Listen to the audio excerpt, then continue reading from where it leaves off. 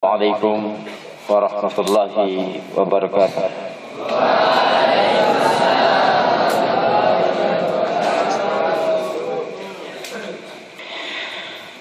Innal hamdalillah nahmaduhu wa nasta'inuhu wa nastaghfiruh wa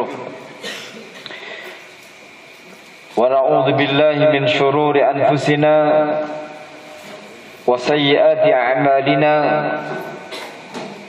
Man yahdihillahu fala mudilla lahu wa man yudlil fala hadiya lahu.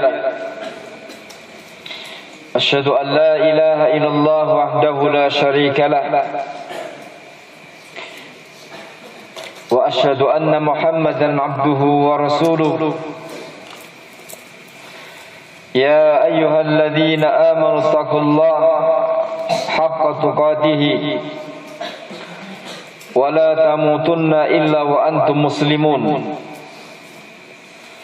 Ya ayyuhan nasu taqu rabbakum alladhi khalaqakum min nafsin wahidah wa khalaqa minha zawjaha wa batha minhuma rijalan katsiran wa nisaa'a wattaqullaha alladhi tasaaluna bihi wal arham innallaha kana 'alaykum raqiba. Ya ayyuhalladzina amanu taqullaha wa qulu qawlan sadida yuslih lakum a'malakum wa yaghfir lakum dhunubakum wa man yuti'illaha wa rasulahu faqad faza fawzan 'azima. Fa inna asdaqal hadithi kitabullah wa khairal hadi hadi Muhammadin sallallahu alaihi wasallam wa syarrul umuri muhdatsatuha fa inna kulla muhdatsatin bid'ah wa kulla bid'atin dhalalah wa kulla dhalalatin finnar. Amma ba'd. Nahmaduhu subhanahu wa ta'ala ala hadhihi an-ni'mati al-'azimah an ja'alani Allah wa iyyakum fi hadha al-majlis al-barak bi idznillah ta'ala wa huwa rawdun min riyadil jannah. Wa qad hassa an-nabiy sallallahu alaihi wasallam ashabahu faqala idza marartum bi riyadil jannah farta'uha. Fallahu subhanahu wa ta'ala akramana akramal mu'minin bi ni'matil imani wal al-ilm. Faqala ta'ala yarfa'illahu alladhina amanu minkum walladhina utul ilma darajat. Fahadhihi ni'matun 'azimah ayyuhal ikhwah la budda an nashkurahu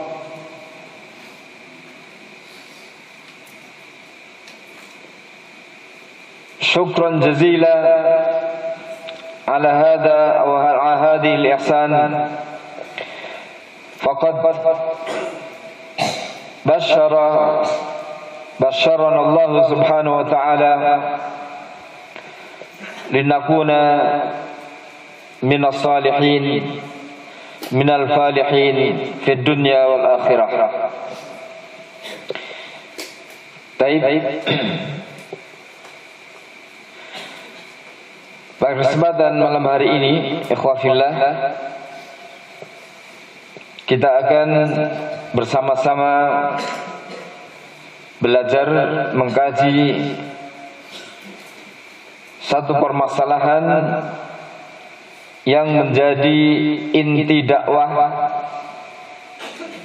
Rasulullah sallallahu alaihi wasallam.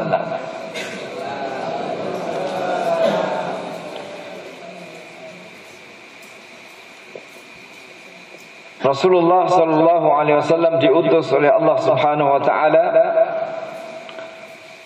Beliau dipilih untuk membawa risalah dan menyampaikan dakwah.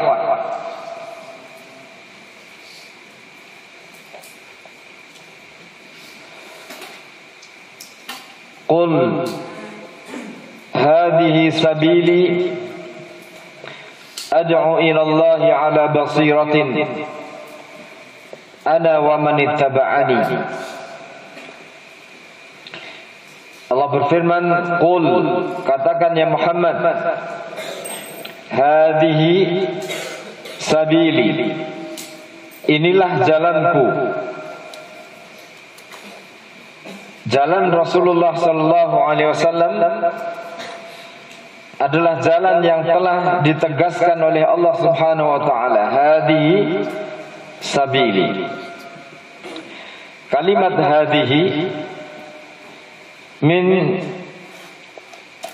al-asma al-isyarah. Hadhihi termasuk isim isyarah. Apa isim isyarah? Kata tunjuk. Hadhihi lil qarib atau lil ba'id. Isyaratun lil qarib. Hadhihi. Wa ismul isyarah yadullu ala al-ma'rifah. Isim isyarah ini menunjukkan ma'rifah. Hadhihi sabili, inilah jalanku.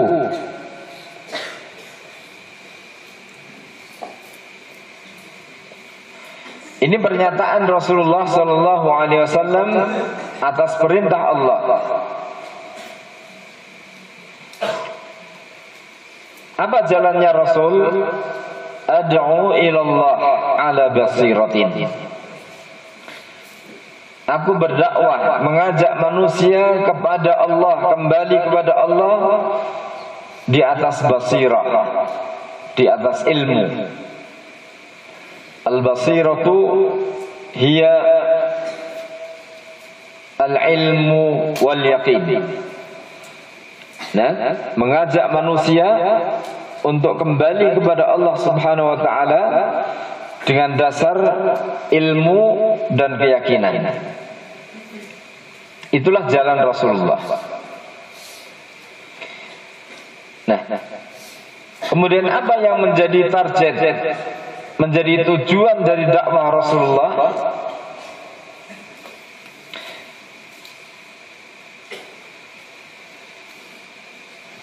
Terangkum di dalam khutbatul hajah yang sering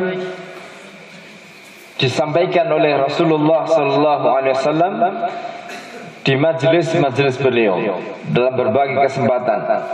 Apakah itu khutbah Jumat, apakah dalam khutbah nikah atau dalam muhadarah beliau, Rasulullah sering membawakan khutbatul hajah. Sudah hafal? Apa khutbatul hajah?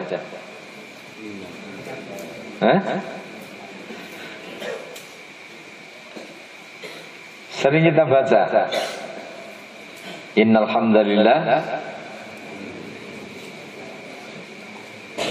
Yang sudah hafal, angkat tangan. Baik, ahsan. Berdiri.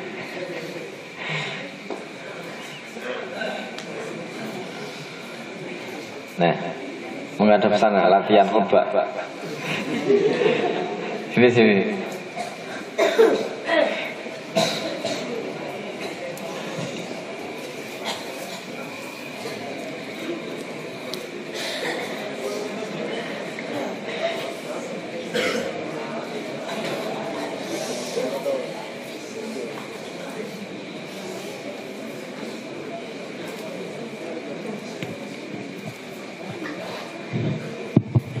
Assalamualaikum warahmatullahi wabarakatuh. Waalaikumsalam.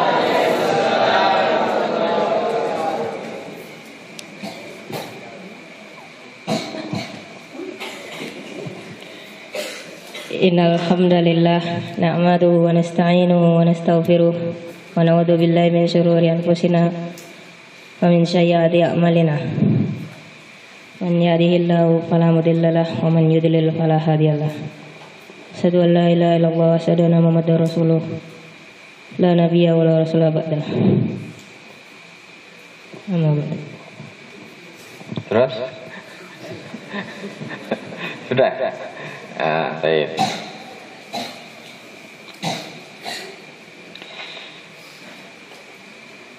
Khutbatul hajah,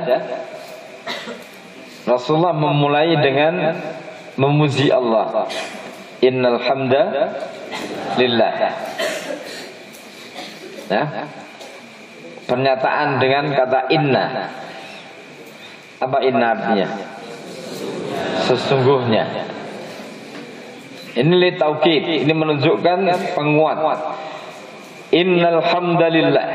Sesungguhnya segala puji bagi Allah. Nahmaduhu, kami memujinya. Wa nasta'inuhu wa nastaghfiruh.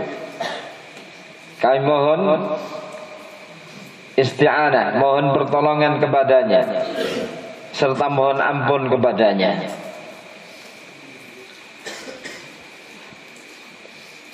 Wa na'udzu billahi min syururi anfusina wa sayyiati a'malina. May yahdihillahu fala mudhillalah wa may yudlil fala hadiyalah. Asyhadu an la ilaha illallah wahdahu la syarikalah wa asyhadu anna Muhammadan abduhu wa rasuluh.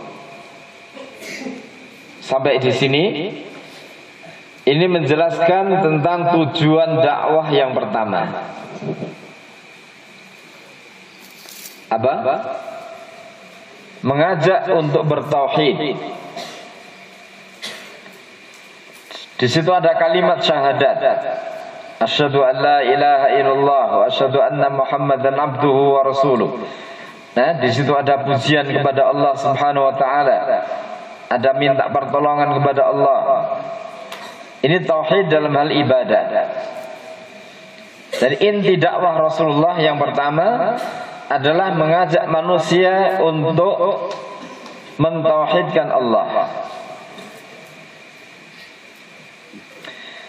Kemudian beliau membacakan 3 ayat. Ya kan? Ya ayyuhalladzina amanu taqullaha haqqa tuqatih wa la tamutunna illa wa antum muslimun. Terus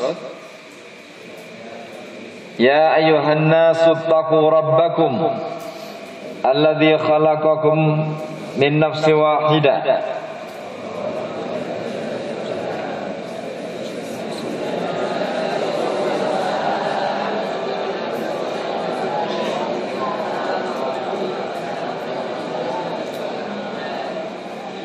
ya ayyuhalladzina amanu taqullaha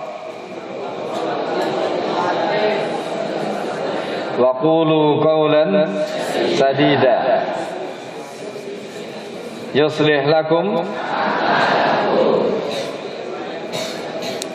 wa yaghfir lakum dhunubakum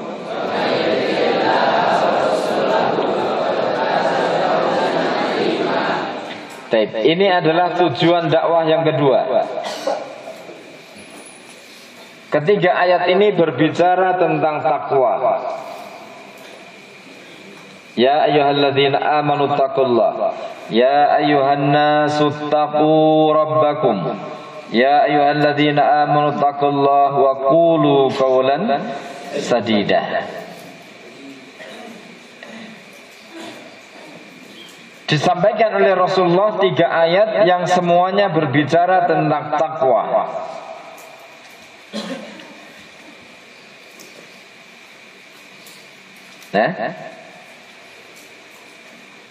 Kemudian di akhir ayat itu, wa qulu qawlan sadida yuslih lakum a'malakum wa yaghfir lakum dunubakum.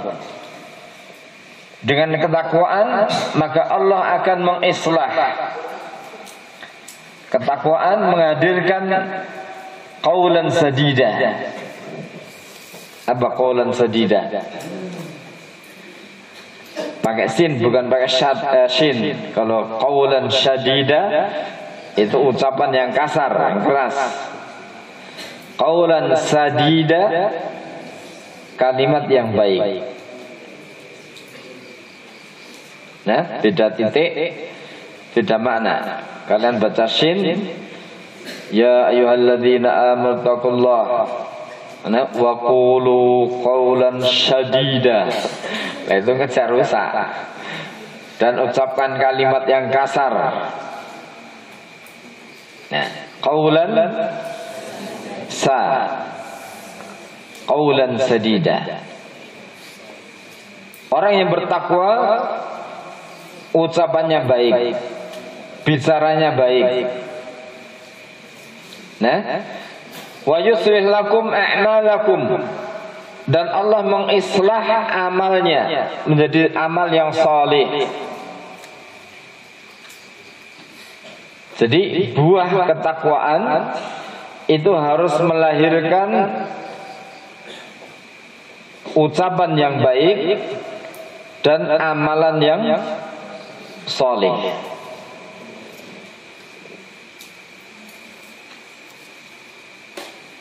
Kemudian apa selanjutnya?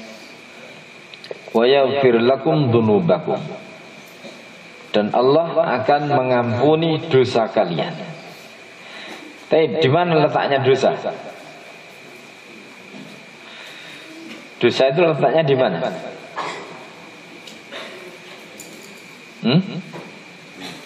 Di mana? Di badan? Di tangan? Di mata? Di kaki? Nah, anggota badan ini hanya sekedar alat, sekedar pelaku. Tetapi dosa itu terletak di hati. Nah, yang melakukan matanya melihat yang haram. Nah, tapi dampak dosa itu adalah kekotoran di hati. Sebagaimana Rasulullah mengatakan, innal abda idza aznaba dzamban, sesungguhnya seorang hamba jika melakukan dzambun, dosa, kanat fi qalbihi nuqtatun sauda, maka ada di hatinya satu bintik hitam. Bintik apa itu? Dosa. Nah, jadi dosanya itu berada di mana? Di hatinya. Padahal yang melakukan mata, yang melakukan mulutnya, yang melakukan tangannya. Nah, tapi bintik hitam ini muncul di dalam hati. Maka wa yaghfir lakum dunubakum, ketika Allah mengampuni hatinya, Allah mengampuni dosanya, menghapus dosanya, maka hatinya akan kembali putih. Hatinya menjadi suci, menjadi ditazkiyah. Maka 3 ayat ini, ikhwafillah, 3 ayat yang menyerukan takwa ini adalah mengajak kita untuk menghasilkan buah ketakwaan, yaitu apa? Kebaikan ucapan, kebaikan amalan, dan kesucian jiwa. Hatinya menjadi bersih karena diampuni Allah. Kemudian Allah mengislah amal kita. Kemudian kita kaulnya menjadi kaulan sadida. Ini tujuan dakwah yang kedua. Nah, jadi dakwah Islam, dakwah Rasulullah ini mengajak manusia untuk menjadi tipe semacam ini. Manusia yang qaulan sadida, yang amalnya salih, yuslih lakum a'malakum, dan hatinya bersih karena wa yaghfir lakum dzunubakum.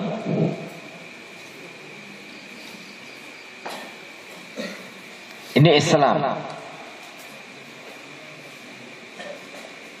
Maka coba lihat,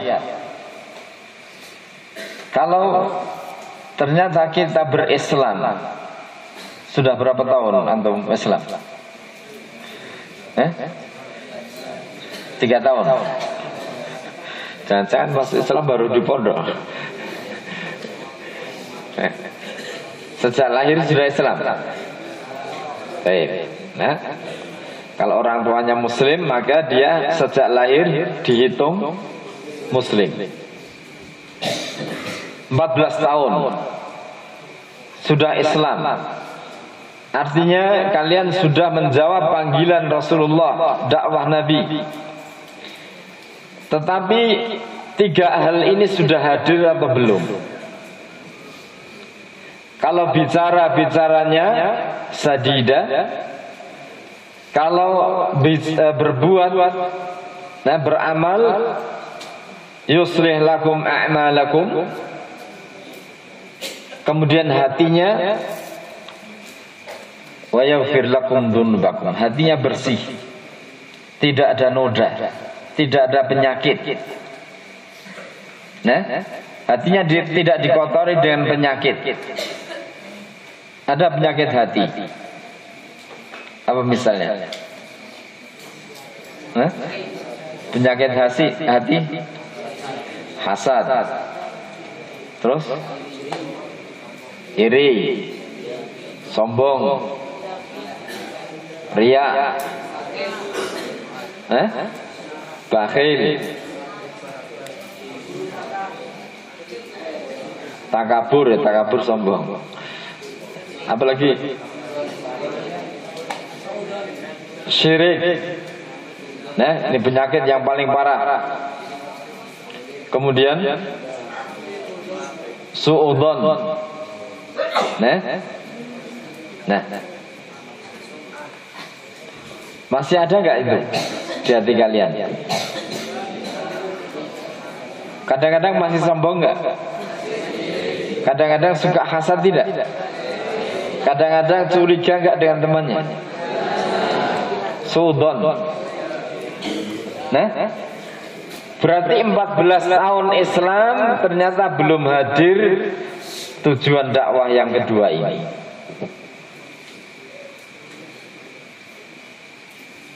Sehingga kalau orang itu Islam sesuai dengan ajakan Rasulullah betul-betul,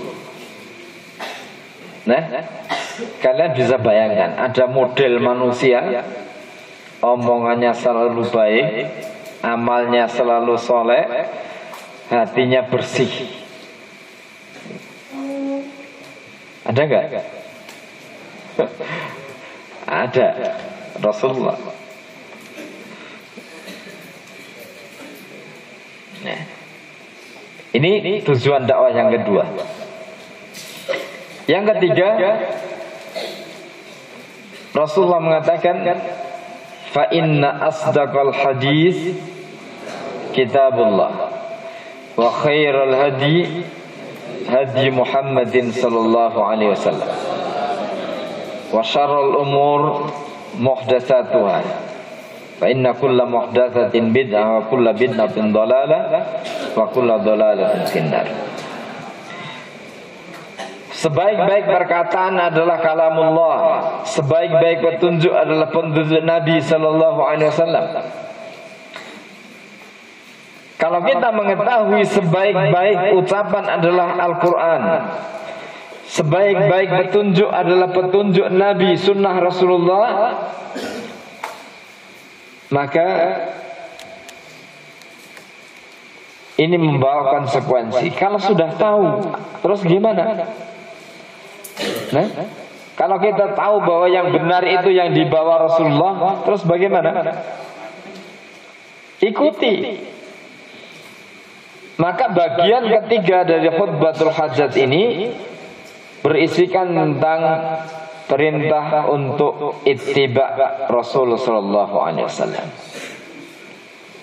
Kenapa ittiba Rasul? Karena khairul hadi Muhammad. Sebaik-baik petunjuk adalah petunjuk Nabi Muhammad, maka harus diikuti. Nah, jadi dakwah Rasulullah pertama mengajak tauhid, yang kedua mengajak untuk apa? Mentazkiyah jiwa, berakhlak mulia. Yang ketiga mengajak untuk ittiba. Nah, ini tauhidur Rasul fil ittiba. Mentauhidkan Rasulullah dalam hal ittiba. Yakni satu-satunya yang kita jadikan sebagai ikutan adalah Rasulullah sallallahu alaihi wasallam. Apa ada ikutan-ikutan yang lain? Apa ada sosok yang dijadikan idola dan ikutan?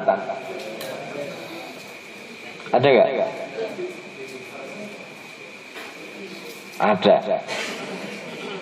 Nah, kalau pecinta bola biasanya siapa?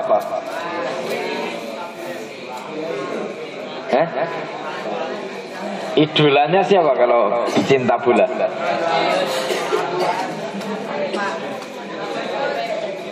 Ronaldo. Oh, Ronaldo. Siapa lagi? Messi. Terus Ozil. Ozil itu bakso.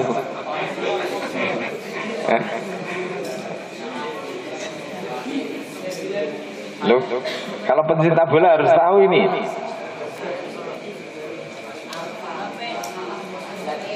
Yang suka bola siapa? Angkat tangan yang pencinta bola. Oh, enggak ada.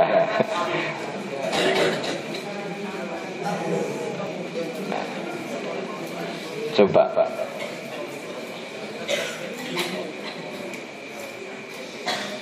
Maka itibaknya kepada Ronaldo. Nah, kalau pakai baju, nah, tulisi berapa angkanya? Nomor punggungnya 7. Nah, Ronaldo itu gelarnya apa? Panggilannya?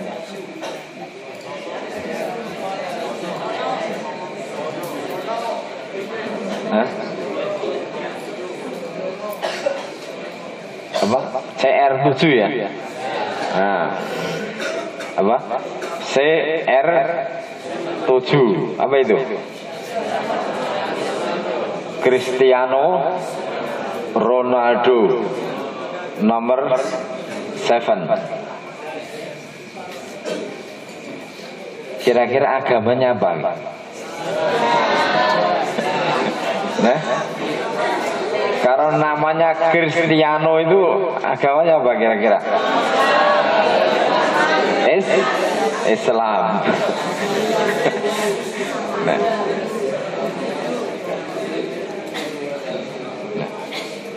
Ya mesti agamanya Kristen. Cristiano Islam.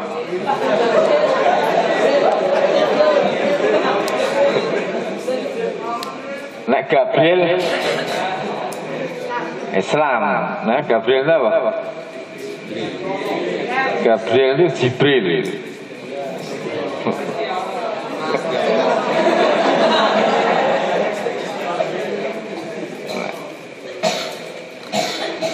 Akhirnya kaosnya kalau pakai kaos nomor 7. Nah, rambutnya dipotong seperti niru Ronaldo. Nah,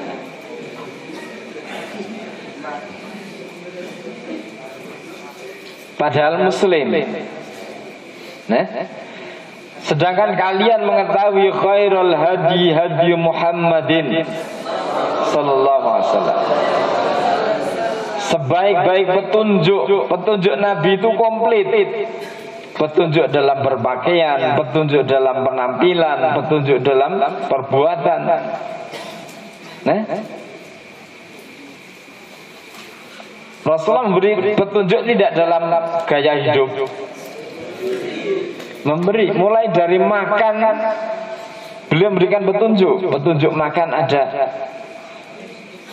Nah, waqad bayyana Rasulullah sallallahu alaihi wasallam kulla syai'in hatta al-kharra'a. Rasulullah telah menjelaskan semua perkara, memberikan petunjuk dalam segala hal, hatta al-kharra'a, sampai urusan ke WC. Urusan ke toilet itu ada petunjuknya. Dan itulah petunjuk yang terbaik. Apa? Petunjuk di toilet. Petunjuknya di toilet apa? Baca doa, terus masuk dengan kaki kiri, terus belum selesai sudah keluar. Di dalam itu ngapain?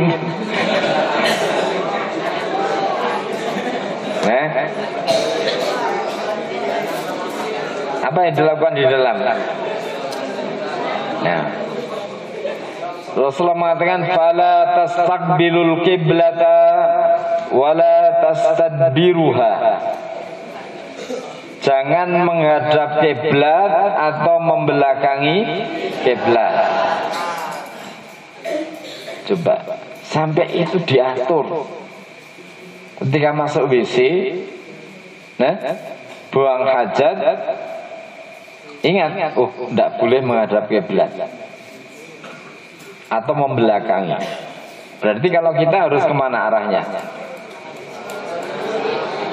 Utara atau selatan? Kemudian apa? Di dalam tidak boleh menyebut nama Allah.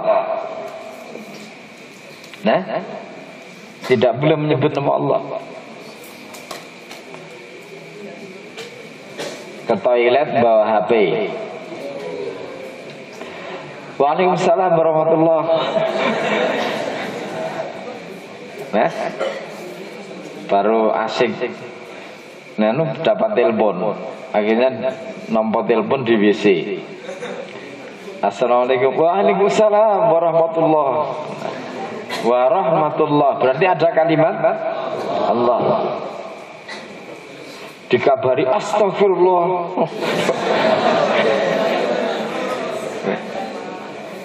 Di WC ada istighfar bareng. Nah, dikabari hal yang menggembirakan. Apa? Alhamdulillah. Tidak boleh. Jadi selama kita di WC itu seakan-akan kita pisah dari Allah, karena tidak menyebut nama Allah. Ya? Kemudian ketika keluar, apa petunjuknya?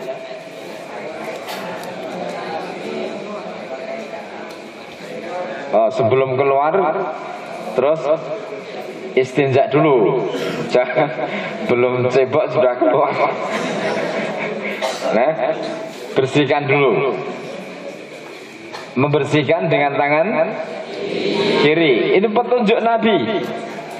Nah, boleh tidak cebok dengan tangan kanan?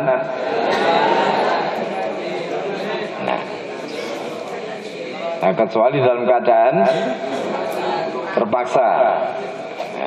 Kalau tangan kirinya sakit ya terpaksa tangan kanan. Tapi pada asalnya dengan tangan kiri. Itu petunjuk Nabi. Kemudian keluar dengan kaki kanan. Kemudian berdoa. Apa doanya? Ghufranaka. Apa artinya? Ghufranaka. Ampunanmu ya Allah untukku. Aku mohon ampunan ya Allah. Kalian mohon ampunan. Kenapa kok mohon ampun kepada Allah setelah dari WC kok mohon ampun? Memang dosa di WC.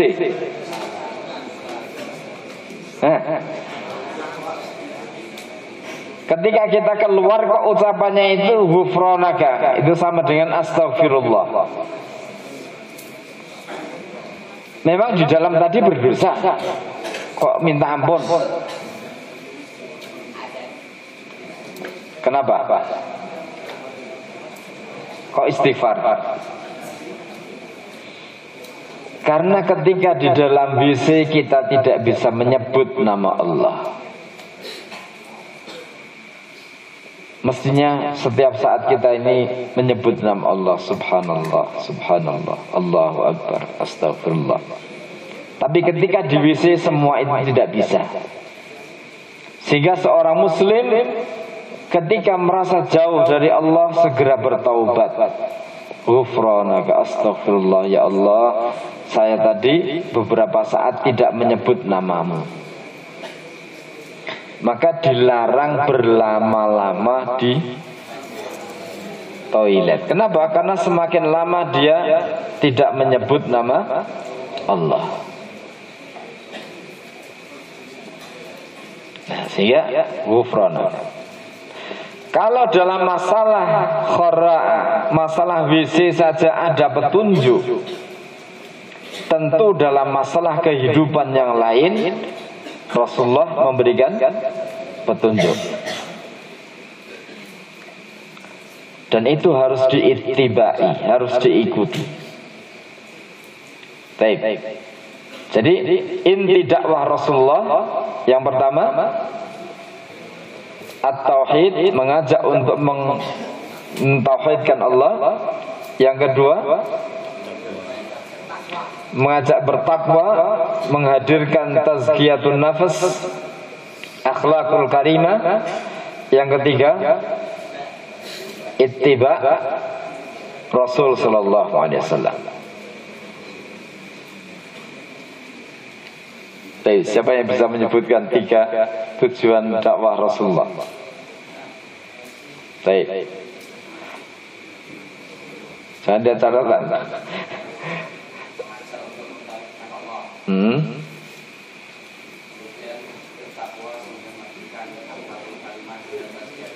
Baik.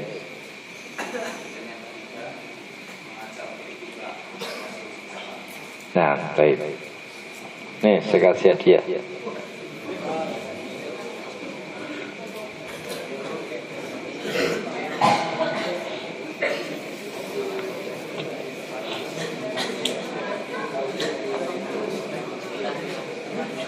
Ya kok.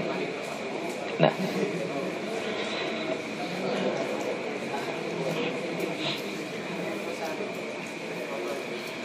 Itu kitab judulnya Adabut Talib ma'a Syaikhihi.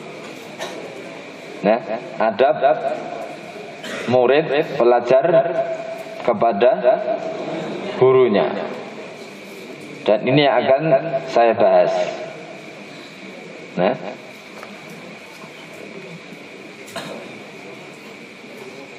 sudah jam berapa? 8:30. Sampai jam berapa? 9. Baik. Nah, jadi apa yang akan kita sampaikan dalam kitab ini adalah bagian tujuan dakwah yang kedua tadi. Nah, untuk menjadi muslim yang punya akhlak, muslim yang beradab, muslim yang ditazkiyah jiwanya. Rasulullah SAW dalam perkara ini pernah memberikan nasihat kepada sahabat Abu Dzar. Siapa namanya? Abu Dzar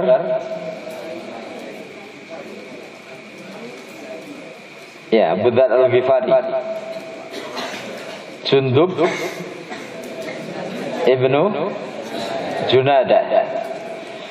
An Abi Dzar Jundub ibnu Junadah radhiyallahu anhu qala Rasulullah sallallahu alaihi wasallam. Rasulullah memberikan wasiat kepada beliau, kepada sahabat Abu Dzar ini, ittaqillaha haitsu ma kunta. Terus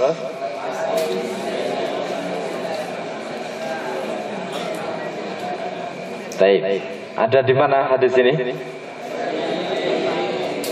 Arba'in Nawawi. Hadis keberapa?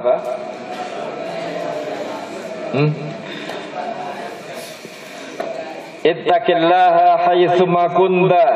Wahai Abu Dzar, bertakwalah kepada Allah dimanapun engkau berada.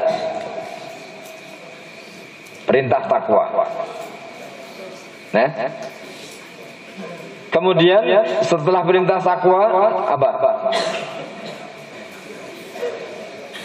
Wa atbi'is sayyi'atal hasanah. Dan ikutilah perbuatan jelek dengan perbuatan baik. Tamhuha, niscaya akan menghapus kejelekan itu. Kebaikan menghapus kejelekan. Jadi setelah takwa itu harus apa? Berikutnya, di antara ciri ketakwaan adalah beramal salih yang akan menghapus dosa, kesalahan. Nah, kalau tadi dalam ayat, setelah Allah perintahkan ya ayyuhalladzina amanu taqullaha wa qulu qawlan sadida yuslih lakum a'malakum, ini melakukan amal salih, wa yaghfir lakum dzunubakum, ini penghapusan dosa. Sama hadis ini setelah takwa, kemudian Rasulullah mengatakan berbuat baiklah, beramal baiklah untuk menghapus amal kejelekan. Kemudian yang ketiga, apa pesan Rasulullah? Wa khaliqin nasa bi khuluqin hasan. Pergaulilah manusia dengan akhlak yang baik. Khuluqin hasan. Nah, ini menunjukkan bahwa buah ketakwaan itu melahirkan amal yang salih yang menghapus kejelekan dan menghadirkan akhlak yang mulia. Maka gampang, kalian bisa menilai saya itu sudah seberapa tingkat ketakwaannya. Nah, kalian lihat saya itu kadar ketakwaannya berapa. Dari mana ukurannya? Ucapannya sudah baik belum? Perbuatannya sudah soleh atau belum? Ya, hatinya sudah bersih atau belum? Akhlaknya sudah mulia atau belum? Khaliqin nasa bi khuluqin hasan, berakhlak yang baik. Ini umum. Nah, khaliqin nas, kita disuruh bergaul dengan manusia. Manusia itu siapa? Ya siapa saja, macam-macam. Nah, ada orang tua, ada tetangga, ada teman, ada ya rekan kerja. Nah, itu manusia. Nah, di antara manusia itu ada syekhuna, ada guru-guru kita, ada ustadz-ustadz kita. Jadi perintah wa khaliqin nasa bi khuluqin hasan tercakup di situ adalah kita diperintahkan berakhlak yang baik kepada guru kita. Dan mereka itu aula biha, lebih pantas untuk mendapatkan akhlak kebaikan kita. Nah, baik.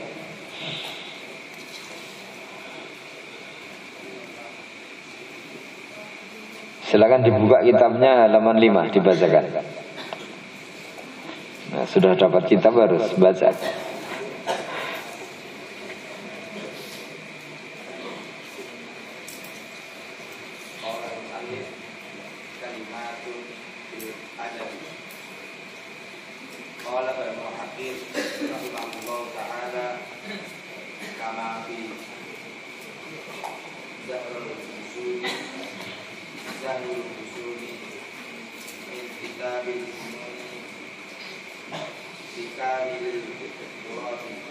Al-Khurrat.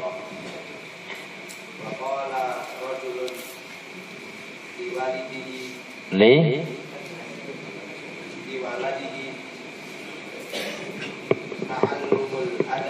ta'allamin adaba wa innahu ziyadatun fil aqli wa 'aunun 'alal muru'ati wa qulatun fil majlisi wa sawa'un fil qullati. Baik. Ya. Kita berbicara tentang adab. Qala Ibnu Aqil rahimahullah ta'ala kama fi Zuhril Usul min Kitabil Funun Likamil Al-Kharrat. Nah, kitab ini ditulis oleh kitab Zahrul Usul min Kitabil Funun, adalah karya Kamil Al-Kharrat. Safhah Hijrin pada halaman ke-20. Qala rajulun liwaladi. Ada seorang bapak berwasiat nasihati putranya. Nah, ini nasihat seorang orang tua kepada anaknya. Apa kata bapak ini? Ta'allamil adabah. Ta'allam al-adab. Nah, belajarlah adab. Sinawo adab. Belajarlah akhlak yang mulia. Kenapa kok disuruh belajar adab anaknya ini? Kemudian bapak ini menjelaskan keutamaan adab. Fa innahu ziyadatun fil aqli. Sesungguhnya adab itu menjadi ziyadah. Apa ziyadah? Zada yazidu ziyadatan. Apa? Tambahan. Nah, adab itu adalah menjadi tambahan fil aqli, tambahan bagi akal. Orang yang berakal, nah, itu adalah orang yang baik, orang yang dikagumi, gitu, pinter. Orangnya berakal, cerdas. Baik tidak? Baik. Nah, kebaikan akal ini akan menjadi indah ketika dihiasi dengan adab. Nah, sudah akalnya bagus, cerdas, nah, ditambah lagi punya adab, maka menjadi hiasan ini. Nah, jadi adab menjadi ziyadatun fil aqli, jadi tambahan bagi akal. Jangankan yang cerdas, yang kira-kira akalnya itu lemah, dhaful akal, agak bodoh-bodoh dikit lah, atau bodoh banyak. Nah, baik. Kalian Kira-kira kalau suruh milih, milih mana? Ada santri cerdas tapi kurang ajar. Yang satu ini agak bodoh tapi akhlaknya baik, sopan. Pilih mana? Pilih pinter kurang ajar atau agak kurang pinternya tapi adabnya bagus. Nah, pilih yang adabnya bagus. Apalagi kalau pinter adabnya bagus. Ini ziyadah, ini tambahan.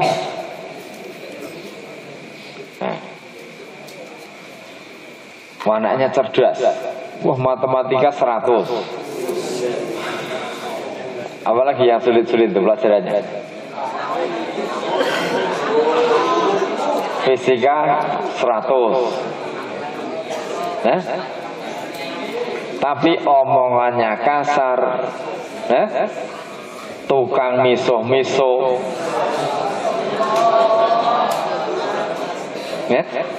Dengan gurunya kurang ajar. Astagfirullah. Nah, pilih mana? Tidak ada manfaatnya akal.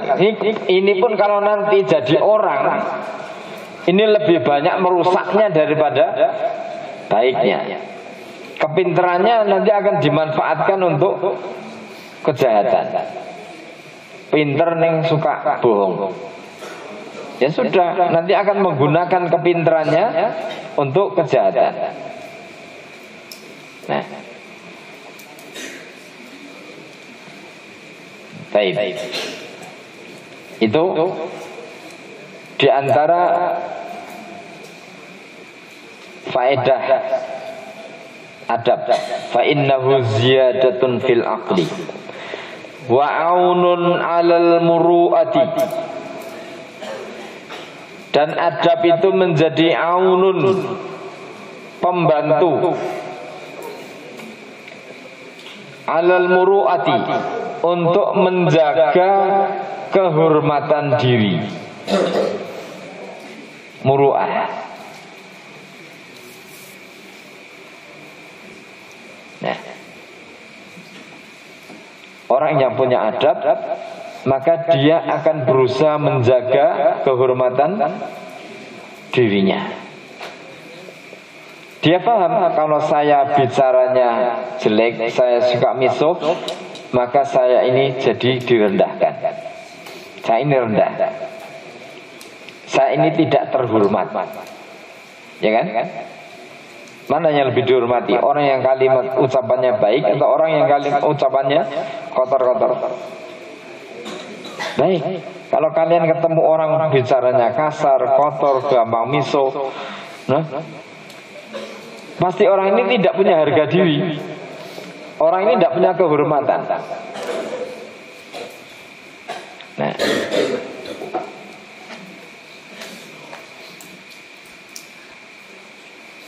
kalau kalian biasa bicara dengan orang lain, berbicara baik. Kalau bicara dengan temannya selalu baik. Kira-kira temannya akan berbicara jelek tidak kepadanya? Tidak, pasti juga akan menjaga bicaranya. Dengan kalian mesti bicara dijaga baik. Tapi kalau kepada teman yang suka biasanya miso-miso, biasa kasar, dan nanti bicaranya kepada dia ya jadi seperti itu.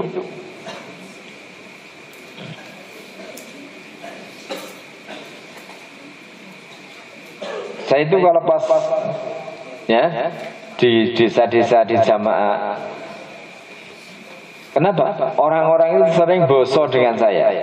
Kalau bicara dengan saya boso. Tahu boso? Nah, dengan bahasa Jawa yang halus. Kenapa? Karena saya bicara dengan mereka dengan bahasa yang sama. Saya bicaranya dengan boso, maka mereka membalas dengan boso. Padahal ketika bicara dengan orang lain yang ngoko, yang tidak bosok, dibalas juga dengan bahasa yang ngoko tidak bosok. Padahal dia lebih tua dari saya. Ya, kenapa kok ngomongnya jadi ngoko tidak bosok? Karena mereka ya saling tidak bosok. Nih, kalau kita baik akan dibalas kebaikan. Ini. Jadi menjaga muruah, menjaga kewibawaan kita, harga diri kita. Kalau kalian ingin dihormati, nah, ingin punya harga diri, maka hiasilah dengan adab. Nah, baik. Orang kalau dengan saya, ustadz-ustadz itu segan. Nah, kalau biasanya sesama ustadz misalnya bicaranya sekeras-keras, ya, bahkan mungkin tertawanya keras. Ketika saya datang, cep, nggak berani lagi ketawa keras. Kenapa? Saya juga manusia. Kenapa kalau di hadapan saya tidak mau tertawa keras, tapi kalau di hadapan sesamanya tertawa keras? Nah, akan terbentuk penghormatan. Nah, kita akan dihargai.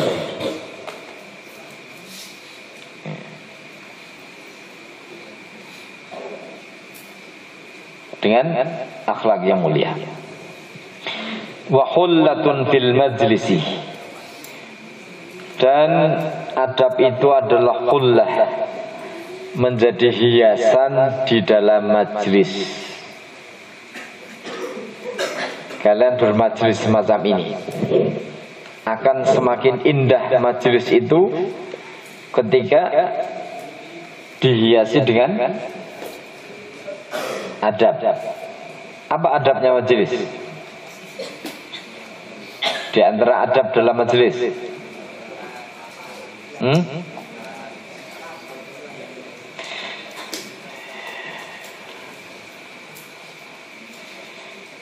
apa?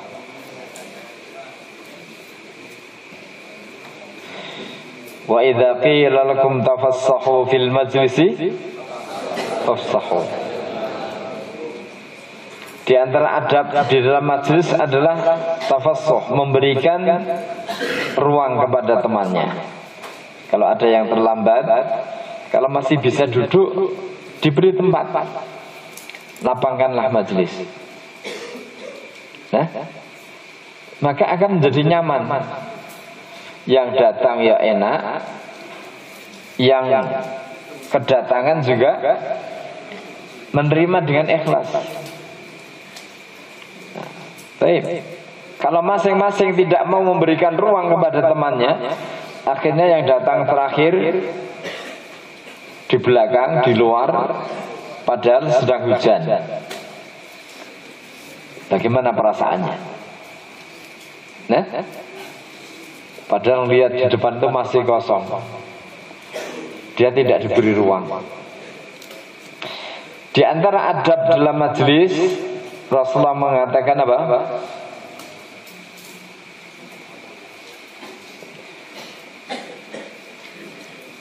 Fala yatanajasnani duna salis.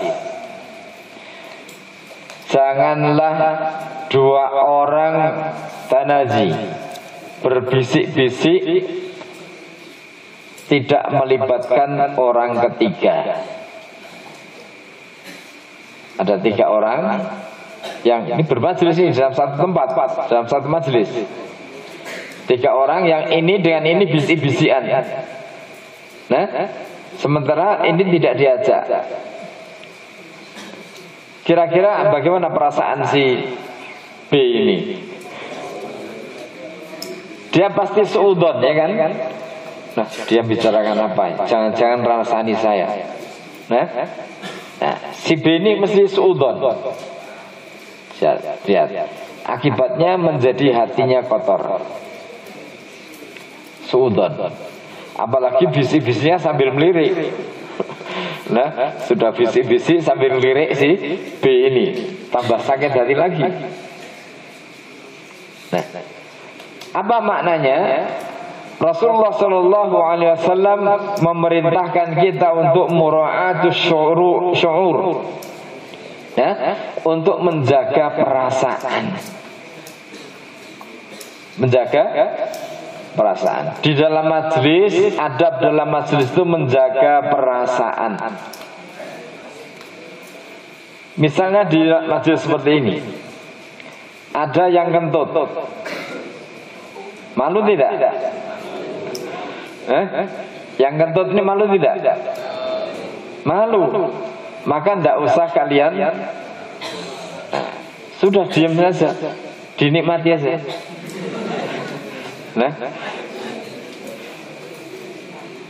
tidak usah kemudian tengok-tengok cari. Nah, apalagi rame. Siapa yang kentut? Siapa yang kentut? Nah, bagaimana perasaan rekan kalian yang kentut ini ketika dicari-cari? Siapa yang kentut? Wah, ambune. Wah, siapa yang mobil?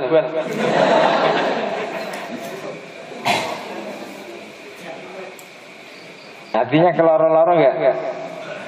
Nah, sakit enggak artinya dibilang siapa yang mobil? Sakit. Nah, jaga perasaan temanmu itu. Kalaupun itu dianggap aib, tutuplah aibnya. Tidak perlu kalian tahu siapa orangnya. Nah, anggap saja yang kentut ini jin. Nah, iya, nggak perlu dicari-cari. Siapa yang kentut nih? Kurang ajar. Nah, dia itu sudah berusaha sebetulnya itu, ya, sudah berusaha ngampet. Nah, tapi ya qadarullah. Nah, orang menahan kentut itu tidak baik bagi kesehatan, ya toh? Ada orang harus opnam masuk rumah sakit gara-gara tidak bisa kentut. Loh, mau temannya masuk rumah sakit karena nggak bisa kentut. Nah, baik, lah bau saja. Nah, oke, bau. Kira-kira baunya itu bertahan berapa jam di situ? Kalau ada orang kentut itu kira-kira hilangnya berapa jam?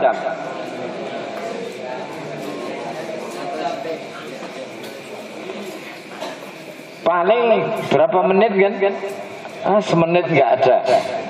Nah, semakin kalian hirup semakin cepat hilangnya. Nah, jadi kalau ada orang kentut, itu semakin kalian menahan nafas, akan semakin lama baunya. Nah, kalian tidak mau menghirup, biar cepat hilang, kayak dihirup bareng-bareng. Itu nanti sekian detik sudah hilang. Nah, jadi adab ini hullatun fil majlis, akan menjadi hiasan majlis, menjadi indah. Majlis itu kelihatan enak, indah, menyenangkan. Nah, kalau dihiasi dengan adab. Wasahibu fil ghurbati, dan adab itu menjadi sahib, menjadi kawan, menjadi teman dalam keterasingan, dalam kesendirian. Dalam keadaan gurbah, dalam keadaan asing, sendiri, maka teman kalian adalah adab yang baik. Akan menguatkan kalian. Akhlak yang baik akan menguatkan hati seseorang. Ini teman. Nah, jadi subhanallah, ini keutamaan adab, keutamaan akhlak yang baik. Apa yang pertama tadi? Ziyadatun fil aqli, menjadi tambahan kebaikan akal. Yang kedua, aunun fil muru'ah, menjadi pembantu, penolong dalam menjaga martabat, kewibawaan, kehormatan. Wa hullatun fil majlis, menjadi hiasan dalam majlis. Yang keempat, sahibun fil ghurbati, menjadi teman, kawan dalam keterasingan, dalam kesendirian. Nah, ketika saat kita sendiri, kita akan dikawani oleh adab kita. Nah, orang yang suka melakukan kemaksiatan di saat sendiri, ada tidak orang bersendirian kemudian berbuat maksiat? Ada. Apa misalnya? Ketika sendiri kemudian berbuat maksiat. Kenapa?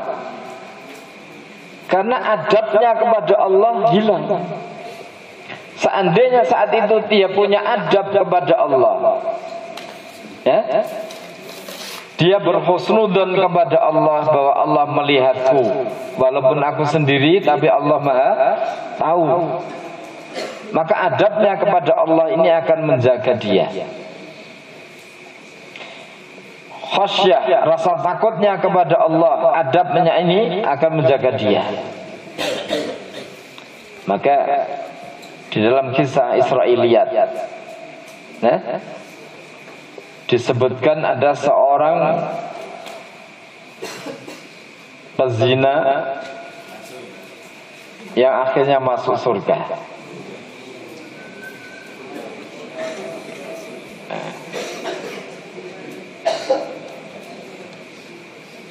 Atau ada seorang laki-laki, dalam kisah lain, seorang laki-laki yang hampir saja berbuat zina. Nah, ini hampir saja berbuat zina. Dia menjadi ahlul jannah. Kenapa?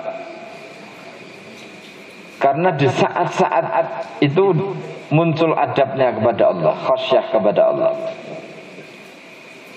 Nah, ada seorang pemuda kaya.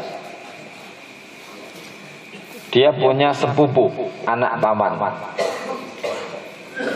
Anak pamannya ini dalam keadaan kepepet, dia miskin, kesulitan hidup. Akhirnya sepupunya ini minta tolong kepada dia, bantuan ekonomi, minta dibantu.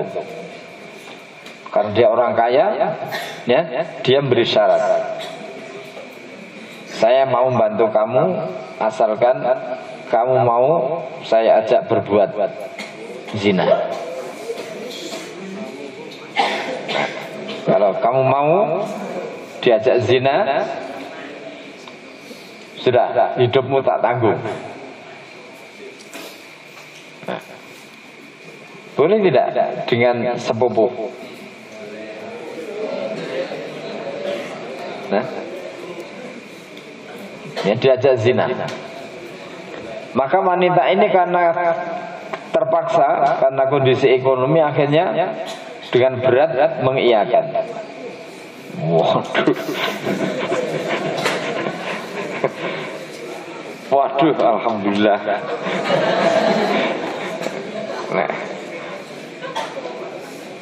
akhirnya mau karena terpaksa. Ya, sambil nangis. Nah, di saat-saat dia sudah berkuasa, ya, dia sudah tidak ada penghalang lagi. Wanitanya sudah, ya, terpaksa mengikuti kemauannya.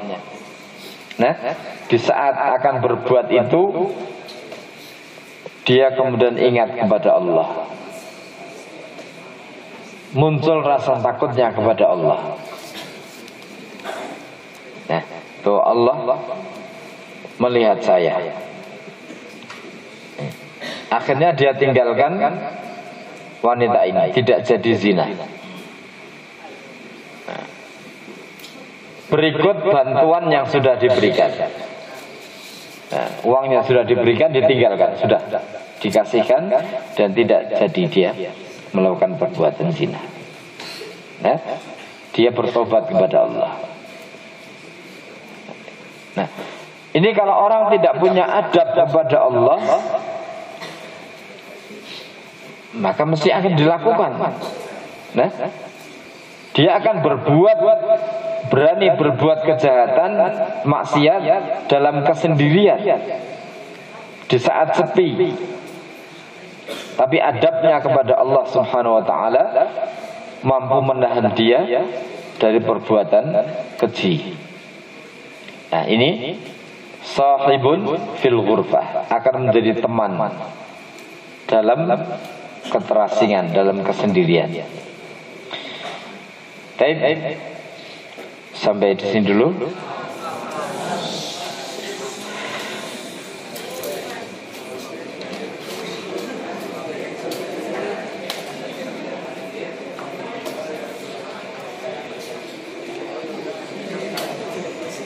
Nah, kita tutup dengan hamdalah. Subhanakallahumma rabbana wa bihamdika asyhadu an la ilaha illa anta astaghfiruka wa atubu ilaik. Assalamualaikum warahmatullahi wabarakatuh.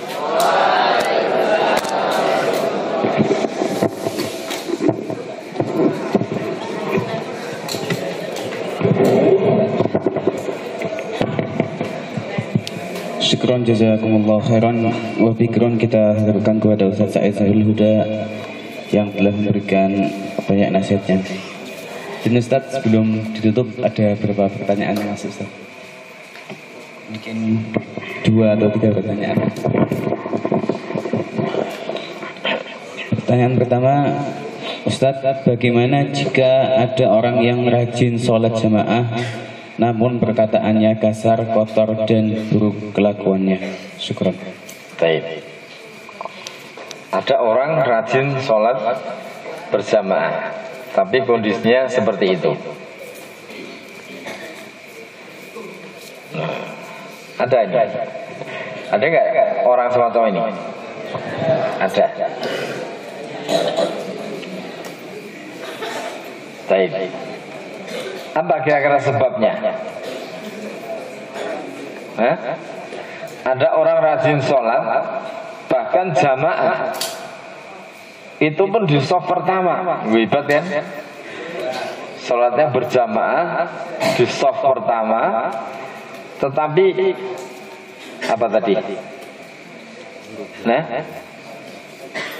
akhlaknya jelek, omongannya kasar. Nah, padahal Allah jelas di dalam Al-Quran mengatakan, Inna sholata tanha anil fahsyai wal munkar. Sesungguhnya sholat itu mencegah. Nah, orang yang sholat tadi dari perbuatan keji dan mungkar. Ini adalah konsep dasar. Ini acuan. Nah, Allah menegaskan bahwa sholat itu akan berpengaruh, memberikan fungsi, mampu membentengi pelaku sholat dari perbuatan keji dan mungkar. Tapi kok terjadi kasus orang sudah sholat, perbuatannya masih mungkar. Ini kira-kira yang salah konsepnya atau orangnya? Yang salah ini ayatnya atau orangnya ini? Ayatnya tidak mungkin salah, ini karena Allah yang berfirman. Quran mesti benar kalau sholat itu mencegah perbuatan keji dan mungkar. Maka di mana letak salahnya? Nah, baik. Ketika Allah mengatakan inna sholata tanha 'anil fahsya'i wal munkar, sesungguhnya salat itu mencegah perbuatan keji dan mungkar, itu adalah salat yang sebagaimana Rasulullah sabdakan, sallu kama ra'aitumuni usalli. Ketika salat orang tadi sudah seperti Rasulullah, maknanya apa? Salat itu ya ikhwah, salat itu bukan amalan zahir saja. Salat itu bukan sekedar tampak dia berjamaah, tampak dia di shaf pertama. Nah, bukan itu saja. Tetapi salat itu adalah ibadah zahir dan batin. Ketika zahirnya sudah nampak sholat, tapi batinnya tidak. Ada tidak orang sholat, tapi hatinya tidak sholat? Ada tidak? Ada. Sholatnya siapa? Orang munafikin. Ketika Allah menyebut orang munafik, nah, wa idza qamu lis-salati wa idza qamu ila salati qamu kusala. Nah, terus yura'una an-nasa, ingin dilihat manusia, riya. Nah, berjamaah kelihatan tidak? Kelihatan. Shaf pertama kelihatan tidak? Kelihatan. Tapi dia lakukan itu karena yura'unan nas, wala yadhkurunallaha illa qalila, dan dia tidak ingat kepada Allah di dalam salatnya kecuali sedikit. Bayangkan, seorang berdiri menghadap Allah, salat kan menghadap Allah, dia tidak ingat kepada Allah kecuali sekejap saja. Nah, sebagian besarnya ingatannya kepada yang lain. Ingat pekerjaan, ingat mainannya, ingat hobinya. Nah, itu dia berdiri di hadapan Allah. Bayangkan, bagaimana keadaan orang ini kalau dia tidak di hadapan Allah? Di hadapan Allah saja tidak bisa mengingat Allah, apalagi kalau sedang tidak sholat, di luar sholat. Nah, sedang tidak berdiri di hadapan Allah, tentu lebih gampang lagi untuk melupakan Allah. Nah, di saat seseorang lupa kepada Allah, di saat itulah syaitan lebih kuat untuk mengajak dia dalam kemaksiatan. Jadi kemaksiatan itu terjadi ketika seseorang lalai dari Allah Subhanahu wa ta'ala. Nah, oleh karena itu para ulama mengingatkan ada dua pintu syaitan yang paling kuat. Nah, dua pintu syaitan yang paling kuat. Yang pertama adalah al-ghadab, pintu kemarahan. Ketika orang sedang marah, sedang emosi, maka mesti di saat itu dia lupa kepada Allah. Maka ketika emosi, akhirnya apa? Orang bisa melakukan perbuatan yang dia tidak mungkin lakukan dalam saat sadar. Itu tidak? Karena emosi, kemudian temannya ditusuk.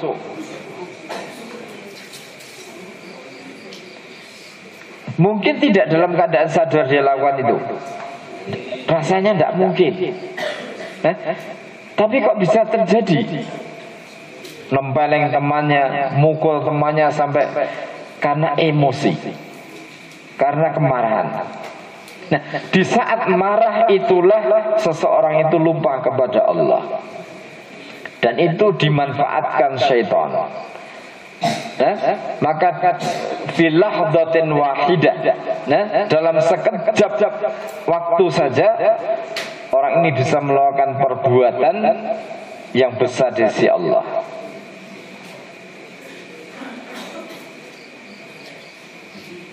Ada tidak orang melakukan pembunuhan? Kadang-kadang pembunuhan itu terjadi tidak direncanakan, gitu. Tadinya tidak ada rencana membunuh. Nah, bahkan tadinya itu damai-damai saja, teman ngobrol. Nah, kemudian berdebat, ya, padu. Akhirnya yang satu marah, naik pitam karena omongannya. Tadinya itu jalan bareng, kemudian berselisih pembicaraan, ayel-ayelan, bahkan mungkin ayel-ayelan itu awalnya guyon, gitu. Bisa enggak? Guyon saling mengejek itu, guyon. Akhirnya emosi, nah batu dikepruk, nah kepruk kepalanya dengan batu. Setelah itu dia getun, ya. Setelah emosinya hilang, dia baru menyesal. Nah, ini al-ghadab. Emosi itu kendaraan syaitan yang paling kuat. Karena di saat emosi orang lupa kepada Allah. Yang kedua, ittiba'ul hawa, mengikuti syahwat. Nah, seperti tadi pemuda tadi. Kenapa pemuda tadi mengajak zina? Karena dorongan syahwatnya. Jadi, ketika dia sadar, maka dia menjauh. Ketika dia sadar, muncul ketika dorongan syahwatnya. Nah, maka syaitan akan menjadikan syahwat ini sebagai kendaraan. Baik. Jadi bahaya lupa kepada Allah, bahaya tidak ingat Allah seperti itu.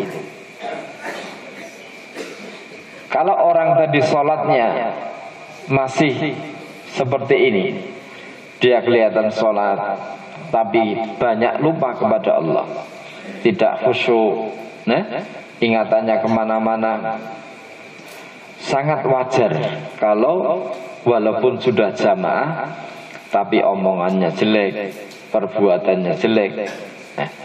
Bukan sholatnya yang salah,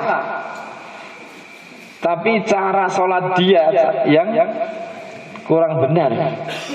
Seandainya dia sholatnya benar, sallu kama ra'aitumuni usolli, maka pasti sholatnya bisa menjaga dari muka. Maka apa yang harus dilakukan?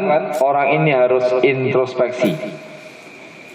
Nah, kalau sholatnya belum memberikan buah, maka dia harus waspada. Berarti sholatku belum benar, sholatku belum seperti yang diinginkan Allah.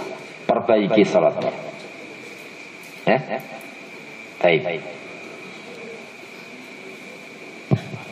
Kemudian mungkin satu lagi Ustaz, karena waktu yang makin malam. Ustaz, bolehkah membungkukkan badan kepada orang yang lebih tua ketika lewat di depannya? Baik. Ini yang ingin saya sampaikan sebetulnya, tapi belum ada kesempatan. Masalah penghormatan atau menghormati orang yang lebih tua, baik itu orang tua, guru kalian, ataupun siapapun yang lebih tua, terutama yang orang-orang tua, ya. Nah, kewajiban seorang muslim bagaimana kepada orang tua? Laisa minna man lam yarham saghirana wala yuwaqqir kabirana. Rasulullah bersabda, bukan golongan kami, bukan orang muslim. Nah, orang yang tidak menyayangi yang lebih kecil, yang lebih muda, dan tidak menghormati yang lebih tua. Jadi bagi yang tua perintahnya apa? Menyayangi, mengayomi yang lebih muda, yang lebih kecil. Bagi yang lebih muda, kecil, menghormati yang lebih tua. Kelas 1 dengan kelas 2 tua mana? Tua kelas 1. Ya harusnya itu kelas 2 lebih tua. Nah, walaupun ada kasus kelas 2 lebih muda, tapi kan jarang. Baik, berarti yang kelas 2 menyayangi kelas 1. Kelas 1 bagaimana? Menghormati yang kelas 2. Nah, sudah itu konsep dasar. Yang muda harus hormat pada yang tua, memuliakan, menghormati. Nah, di dalam menghormati ini ada batasan-batasan. Nah, di antaranya adalah para ulama menyebutkan larangan inhina, larangan membungkuk.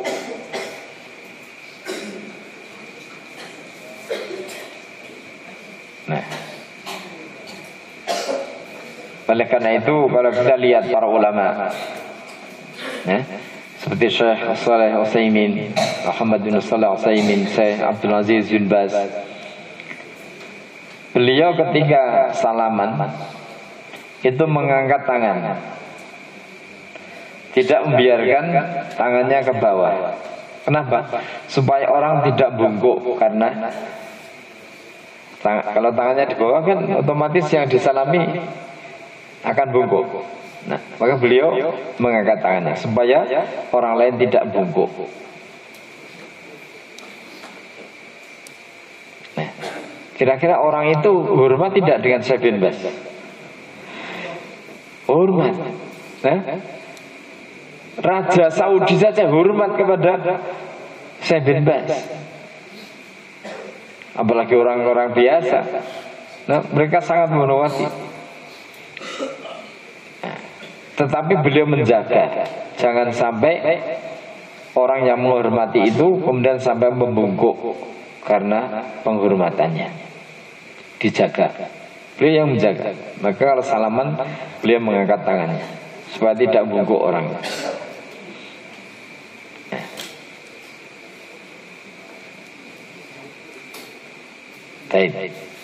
Jadi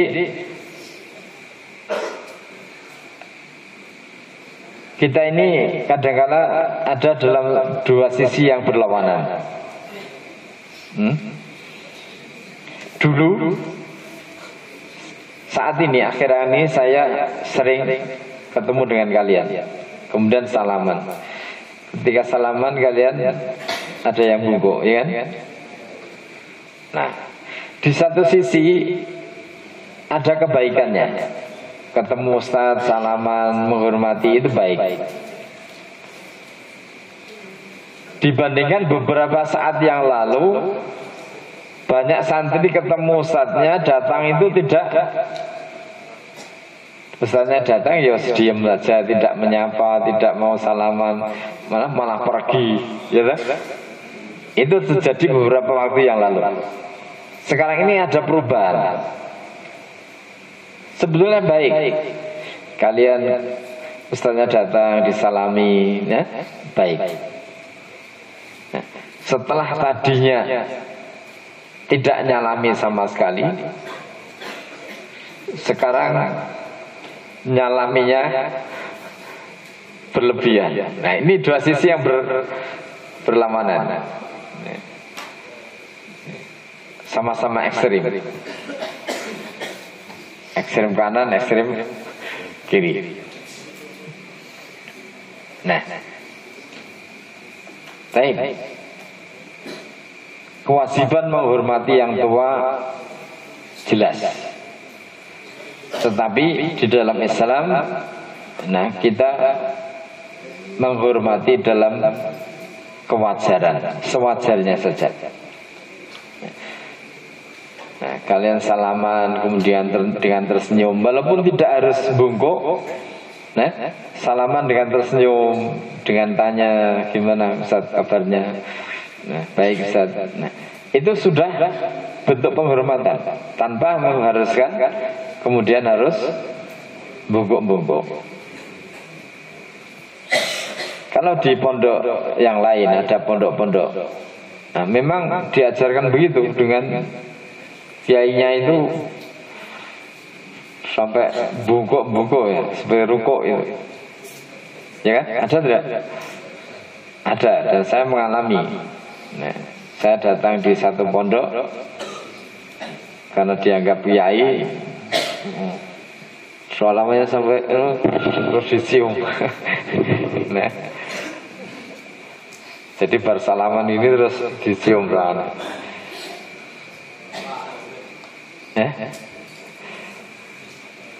Ada. Itu niatnya baik, tetapi itu berlebihan. Sehingga saya nasihatkan kepada kalian ya, yang pertengahan saja. Nah, tidak harus bungkuk. Cukup kalian misalnya menganggukkan kepala sudah. Ya. Monggo Ustaz. Nah, sudah. Tidak perlu sampai. Nah, kalau di adat Jawa memang bungkuk ya. Adat Jawa itu kalau jalan harus bungkuk. Tapi kita punya syariat. Nah, dalam hal-hal yang tidak bertentangan dengan syariat, adat itu boleh dilakukan. Tetapi kalau sudah ada petunjuk dalam masalah syariat, ya, maka adat harus mengikuti petunjuk syariat. Kalau di Minang itu ada yang dari Sumatera? Enggak ada. Di Minang itu ada ungkapannya, adat bersendikan syara. Nah, jadi di Minang itu adat bersendikan syara. Jadi adat itu yang mengikuti syariat. Nah, syarat bersendikan kitabullah. Nah, syariat itu harus mengikuti Al-Quran. Nah, ini bagus ini. Sehingga adat itu dijalankan ketika sesuai dengan syariat, sesuai dengan perintah Allah. Ini sebenarnya luar biasa semboyannya masyarakat Minang ini. Nah, adat bersendikan syara, syara bersendikan kitabullah. Nah, kalau di Jawa tidak, adat. Nah, kemudian mengambil kaidah fikih al-adatu muhakkamatun. Nah, adat itu jadi hukum. Nah, bisa dipahami? Nah, nanti jangan terus malah sekarang mau nggak boleh menyebut ya terus degek, enggak. Nah, jangan kemudian membusungkan dada. Wala tamshi fil ardi maraha. Jangan berjalan di muka bumi dengan kesombongan. Nah, Jadi kalian menghormat, ya cukup misalnya harusnya dengan menganggukkan saja. Mari Ustaz, nah, sudah. Nah, kemudian ditampakkan dalam sikap kalian. Nah, mengucapkan salam, ya, tersenyum ketika bertemu. Nah, salaman, nah, itu ya, sudah cukup. Saya tahu niatnya baik. Nah, tetapi jangan sampai niat yang baik itu kebablasan, nah, sehingga malah menjadi tidak baik. Baik, wallahu taala. Nah, sampai di sini kita kembalikan. Assalamualaikum warahmatullahi wabarakatuh.